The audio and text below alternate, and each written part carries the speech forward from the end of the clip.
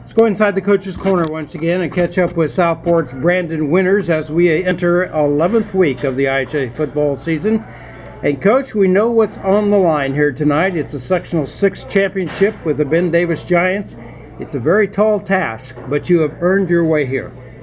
Yeah, came through a game last week that was kind of back and forth and up and down, and they had some guys that really made some plays. I think that we talked last week that they're kind of an up and coming team. They've got some good players. I like what the new coaching staff's doing. So I do think we earned the ability to be here. I think we beat a good football team after kind of an odd start. We got it righted, then we kind of fell off again. But this group's been able to kind of find their way into good positions at the end of games. Well, you certainly have a flair for the dramatic, because we've seen this happen 2 or 3 different times this season. But to persevere and overcome that sort of a deficit at the very end of the game, again, spells good things for your team. Does they? I told them Tech had called a timeout with about 7.5 minutes left. They had the ball. We kind of had them backed up after we had gone for it on 4th down and not gotten it.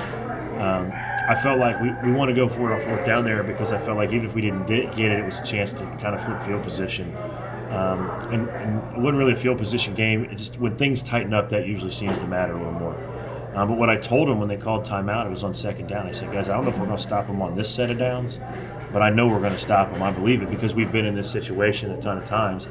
And I brought up, hey, against North a couple weeks ago, we were down 2 scores with the same amount of time, and it's kind of just how we've lived, and we're kind of comfortable in this situation. So let's get it done. Let's hang in there. Let's go get a stop, and that's ended up being what happened. And the defensive plays that your secondary made in this game to put you in a scoring position turned out to be exceptionally key. And when you looked at the whole season, Coach, we've had 11 or 12 different interceptions on the year. That's very good. Yeah, we have 3 guys with 4 or more interceptions. The thing is, we gave them some plays in the secondary to let them get ahead, but we made plays, and that's one of the things we talked about with the kids last weekend. This week is, you get into playing all 6A teams, everybody's got talented players, and they're going to make some plays. What we got to try to do is just make the plays when they present themselves. We don't need to do anything special. We don't need to try to do somebody else's job. We just need to be in a position, and when the opportunity presents itself, make plays. And what we talked about last week was, we did some things poorly, but we had some guys make some really huge plays when the opportunity presented itself, and that's why we were able to come out on top, even though it was a little tighter than maybe it should have been if we were a little more sharp throughout the game. Just a little bit of an analytical look at this Ben Davis team, who seems to be more run-oriented as they are pass, but they can do both. They definitely want to run it. What I think they do a really good job of is they're not running anything that's just like, you go, what is that? It's football plays, it's trap, it's power, it's ISO, it's sweep, it's counter. But what they do is they do a nice job of running it in different ways. They have some looks where they pull 1 guy. They have some looks where they pull 2 guys. They put you in conflict. It's not what you typically think about when you think option football, where there's a quarterback putting the ball in a fullback's belly and riding it. They're doing some options where they're going to run power with the option to run sweep, and they'll throw sweep at you and maybe live with not getting everybody blocked, but try to make plays in space. Well, if you get guys flying out on that, then they're going to hit you with power back the other way. And it's kind of one of those things where you feel like what you don't want is for them to have what we call a hat on a hat, which is all the defensive guys in the area have a blocker to account for them because they're really athletic and they'll make plays. So we're trying to be 1 guy extra wherever they are going, which is difficult when the quarterback can run like their guy can. So it's going to be a battle.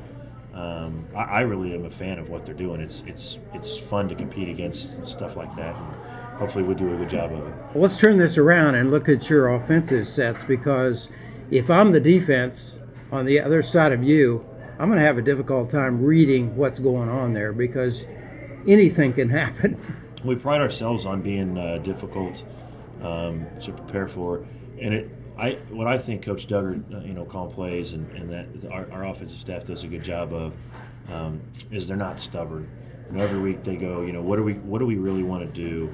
We have the things that we want to be able to do anytime, but maybe we need to do it out of a different formation, or maybe we need to call it in a situation different. Maybe what we normally like on third down this week is better served on first down, or things like that. And we run a lot of formations. I think one of the things we do that teams don't like is we give the threat of going fast, but we don't always go fast. So they're always got to be ready. They always got to be under stress. They always got to be worried about the snap count. That kind of slows down their D-line a little bit. So, yeah, I think we mix it up a little bit. There are times where we've needed to execute better than we have. But hopefully we make it difficult on the other team to where it slows them down a little bit.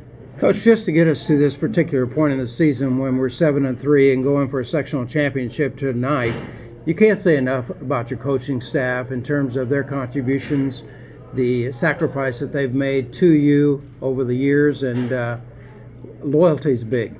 Yeah, we've had great staff here. We've had very little turnover.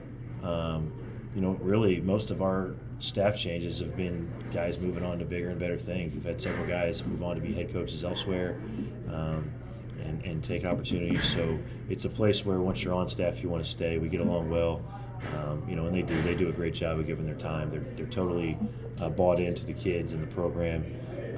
I don't have to probably coach my coaches as much as some guys do, which is nice. But I'm really happy to have the guys we have here working with our kids. 4 quarters. Let's go get it. All right. Thank you. Thank you, Coach.